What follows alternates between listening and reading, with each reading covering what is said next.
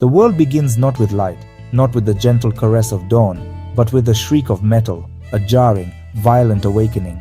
It's a sound that cuts through the silence, a sound that signals the start of another day in hell.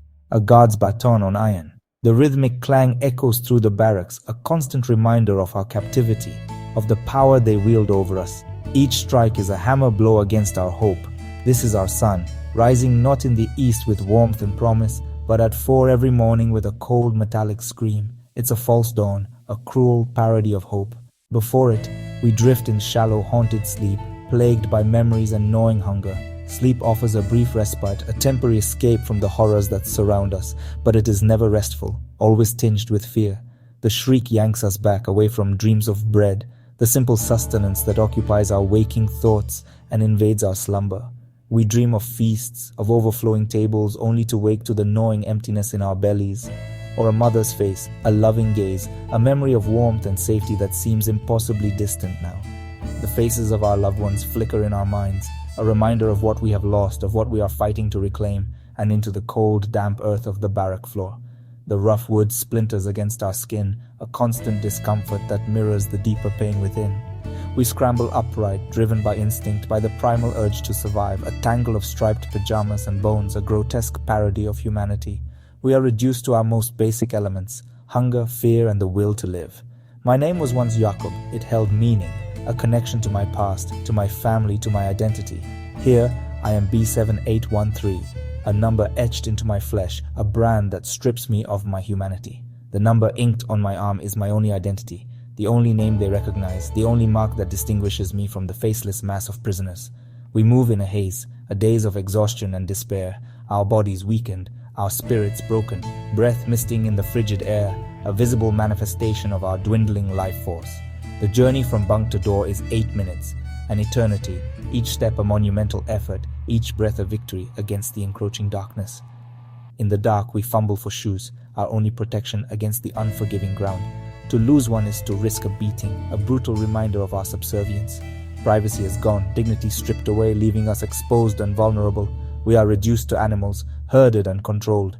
We are herded outside, pushed and shoved towards the unknown. The Polish air sharp and cold, biting at our exposed skin. For a second, it almost feels clean, a brief illusion of purity before the reality crashes down. But then, the endless rows of huts, stretching into the distance like a scar on the landscape, barbed wire, a constant reminder of our confinement, our separation from the world, and watchtowers come into view, their silent sentinels watching our every move. This is our world, a prison without walls, a cage built of fear and despair, a landscape of despair, where hope withers and dies.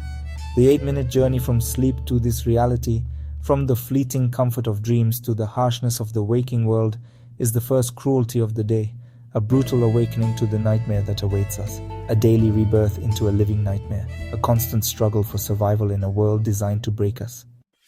The appel, roll call, it's a word that echoes with dread in the memory of every survivor. It was more than just a head count, it was a ritual of dehumanization, a daily exercise in control and psychological torment. Is our next ritual a grim, unavoidable start to each day, or sometimes a brutal interruption to the night? We stand in perfect rows, thousands of us, a sea of striped uniforms stretching across the vast expanse of the camp, each row meticulously aligned, each prisoner a mere number in a grotesque accounting. On the muddy parade ground, the ground itself seems to absorb the misery, the countless hours of standing etched into its very surface.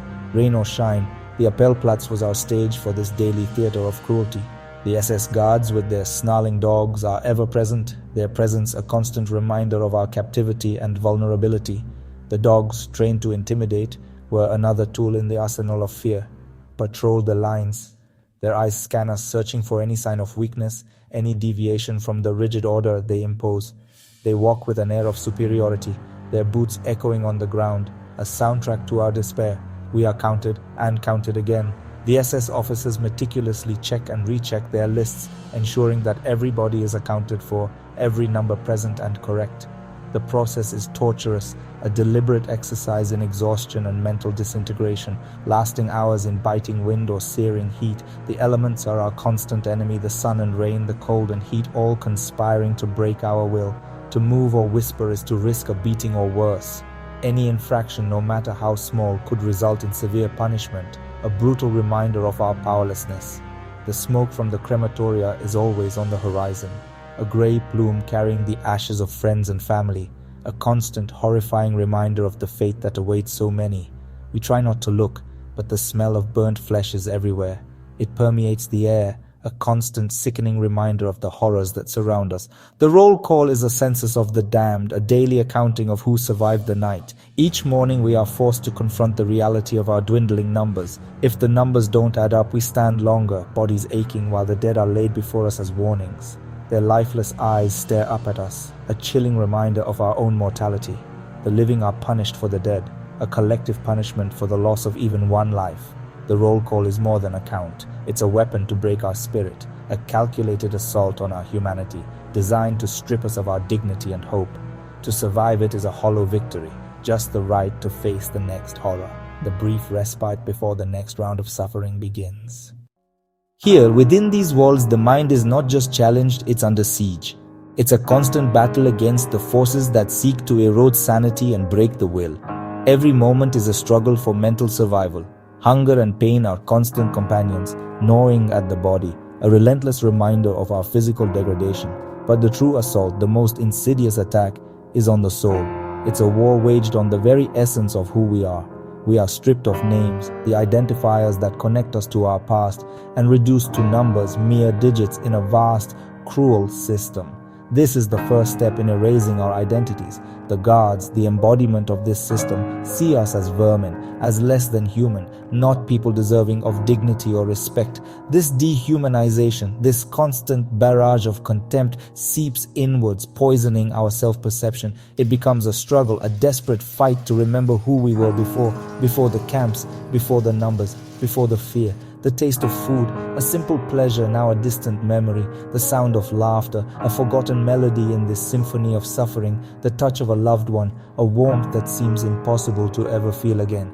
Fear is the air we breathe, a constant companion that never leaves our side.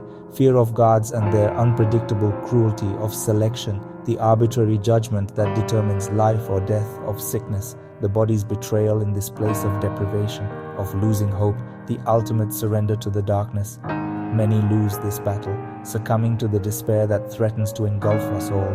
We see it in their eyes, the vacant stare, the absence of light, the muzzle manner, the walking dead, their bodies still moving, but their spirits long departed, souls already gone, leaving behind only empty shells. It's terrifying because we see what we could become, the abyss that awaits us if we falter, the annihilation of the spirit before the body, the ultimate victory of the oppressor.